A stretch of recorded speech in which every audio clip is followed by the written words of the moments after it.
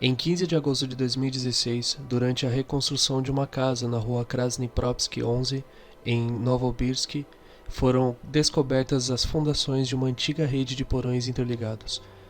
Aparentemente, uma das salas deste complexo foi usada como um local de execuções. Essa é a Casa do Relógio, onde ficava a mansão do comerciante Mastakov. E não muito longe dali fica a segunda casa de Mastakov, que hoje é uma escola de arte.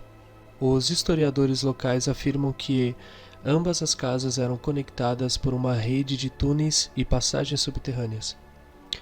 Alguns afirmam que, em 15 de setembro de 1921, o barão von Unger-Sternberg foi fuzilado no porão da casa do comerciante Mastakov. Se pensava antes que isto tinha acontecido na Avenida Nove Krasny, mas a descoberta foi feita no edifício 11. Tornou-se claro que ambos os edifícios faziam parte de um complexo subterrâneo. Vários restos de balas foram encontrados nas paredes, além de um chumbo grosso. Outra versão afirma que o barão foi levado à rua Oba de Frabnaya, já que a rua Sverdlov e a rua Kommunistskaya estão a caminho das casas 9 e 11 de Krasny Propsky, respectivamente. Embora um local muito mais plausível tenha sido descoberto onde a execução do barão pode ter ocorrido, seus restos mortais e pertences ainda não foram encontrados. No entanto, surge a seguinte questão: por que os pagãos tradicionalistas deveriam se preocupar com o destino de um general monárquico branco fuzilado pelos bolcheviques e que não foi reabilitado até hoje por ser considerado um inimigo do povo?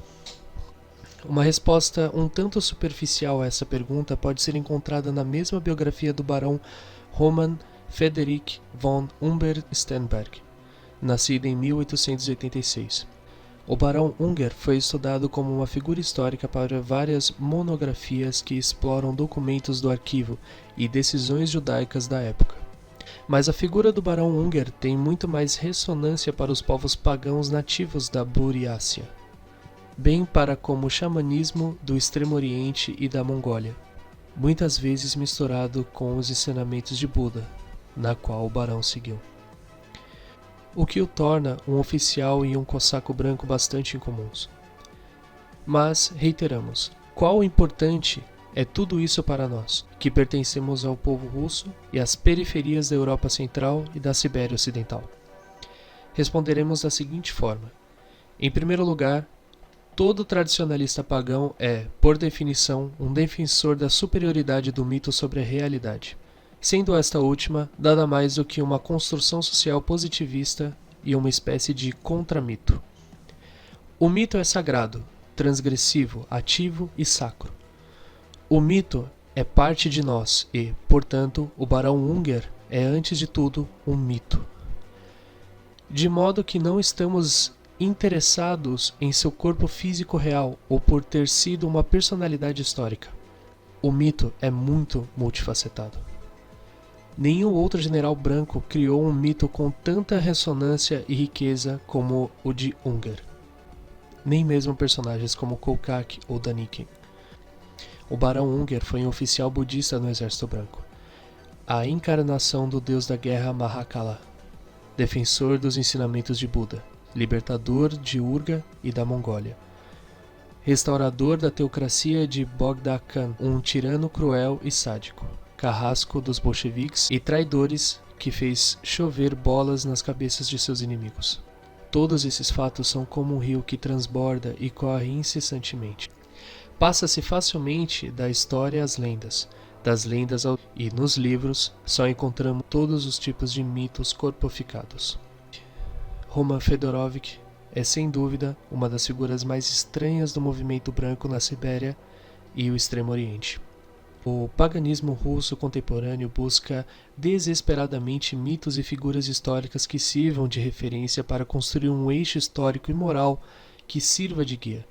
É por isso que procuramos descobrir eventos e personagens carismáticos, icônicos e exemplares que cumpram este papel. Mas enquanto a história antiga era muito rica nessa classe de personagens, a história moderna é muito pobre. No entanto, existem aqueles que partem do pressuposto que não há nada do que agarrar e, portanto, não há ninguém para resgatar. Então, o que nós tradicionalistas pagãos pensamos do Barão Unger? Não era realmente um budista. Ou se era, não era realmente um praticante. Pois o budismo, em estado puro, é apenas uma forma de niilismo, que nega a tradição. Porém, o budismo não existe em nenhum lugar em seu estado puro, pois sempre o vemos mesclado, em diferentes proporções, com as tradições nativas locais. Portanto, podemos dizer que ocorre o fenômeno da dupla fé. É o caso do Bon, do Zen e de todas as variedades do xamanismo siberiano e mongol que absorveram o budismo e se tornaram parte integrante de suas crenças. O hinduísmo também pode enobrecer o budismo, fornecendo-lhe um panteão, junto com a influência dos Upanishads e Sutras. Se partimos dessa tese, podemos dizer que o mito de Unger tem muitas influências pagãs, já que ele se atribui à libertação do monarca dos mongóis, sem falar que era considerado a encarnação do deus Mahakala. Algum russo foi considerado uma divindade guerreira no Oriente?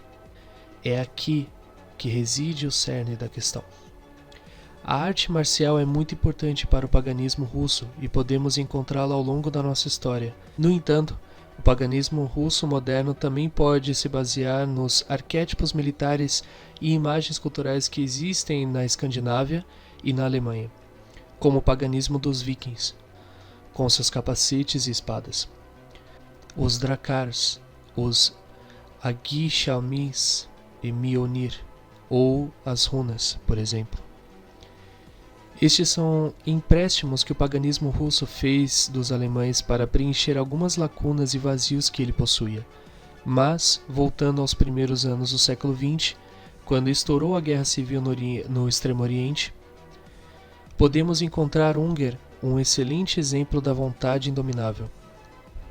Julius Evola diz em seu artigo intitulado O Barão Sangrento que as raízes alemãs de Roman remontam aos vikings, o que pode explicar o seu caráter belicoso e, acrescentamos, sombrio e fatalista em seu destino, que está muito de acordo com as escuras florestas teutônicas. De todos os senhores da guerra contemporâneos, apenas ele era considerado a personificação de um indomável deus da guerra e um aventureiro incomparável no campo de batalha. Foi esse fogo ardente de um kshatriya que chamou a atenção de outro barão, o tradicionalista pagão Julius Evola.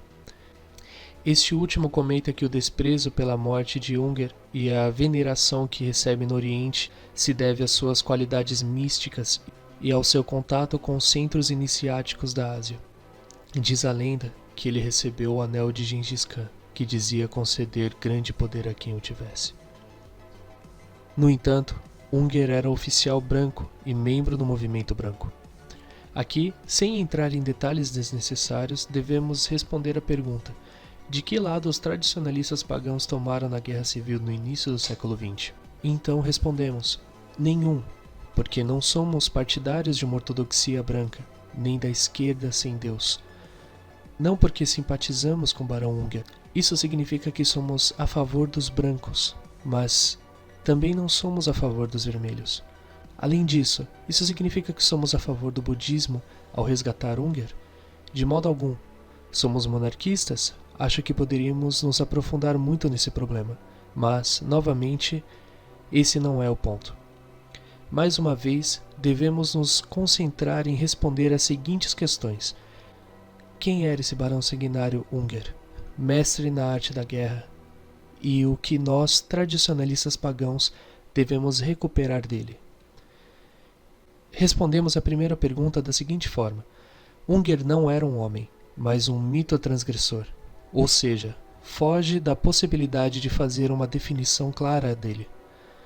Ele era um budista, o deus da guerra Mahakala, um tirano, um aventureiro que possuía uma vontade inflexível que o levou a acessar os centros esotéricos e iniciáticos da Ásia e também foi o defensor da tradição contra os bolcheviques, defensores da modernidade.